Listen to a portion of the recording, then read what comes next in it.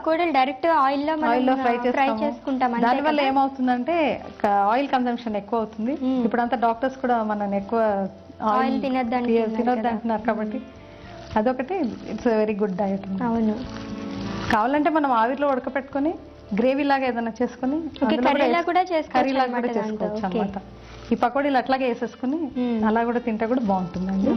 Snack item లాగా కూడా తినొచ్చు, ప్లస్ కర్రీ లాగా కూడా. ఇప్పుడు కుక్కర్ పెట్టుకుందామండి.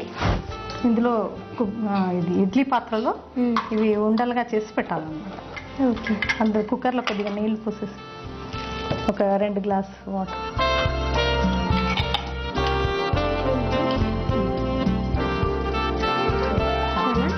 ఒక 2 గ్లాస్ వాటర్ పడుతుంది దాంట్లో. ఓకే, నార్మల్గా మనం పకోడీలు డీప్ ఫ్రై చేసుకుంటాం కదండి. ఇందులో ఏంటంటే దానికి ముందు మనం ఇడ్లీ కుక్కర్లో ఆవిరితో మనం ఉడకనివ్వాలన్నమాట. ఉడికించిన తర్వాత అప్పుడు ఫ్రై చేసుకుంటే కనుక ఆయిల్ ఎక్కువ పీల్చకుండా ఉంటుంది. దీనికి కొద్దిగా ఆయిల్ రుద్దితే అంటుకోకుండా వస్తుంది అనమాట. అది ఒక్కొక్క డ్రాప్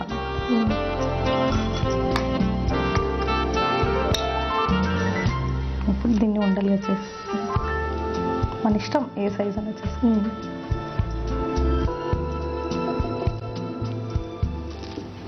ఓకే అలా పెట్టేసుకోవచ్చు. ఇలా పెట్టేసి 3 కూడా పెట్టచ్చు.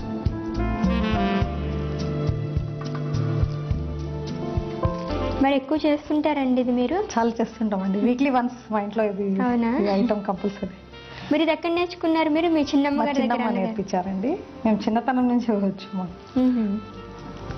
వంటలు బాగా చేస్తుంటారండి మీరు? చేస్తుంటామండి. మేము actually non vegetarians. Okay, so non vegetarian dishes ఇంకా ఎక్కువ చేస్తుంటాం. అవునా, ఎక్కువ చేస్తుంటారా నాన్ వెజ్ ఐటమ్స్? ఏం చేస్తారండి నాన్ వెజ్ లో? చికెన్, మటన్, ప్రాన్స్ అన్ని, biryani, prawns biryani, okay, fish biryani. So వంటలు చాలా బాగా చేస్తారన్నమాట. అవునండి. ఇప్పుడు ఛానల్స్ లో కూడా అన్ని చూపిస్తున్నారు కదా వంటలు, అవి కూడా చాలా ఇంట్రెస్ట్ అండి నాకు. అన్ని చూస్తుంటాను, చూసి కూడా ట్రై చేస్తుంటాను. ట్రై చేస్తారా?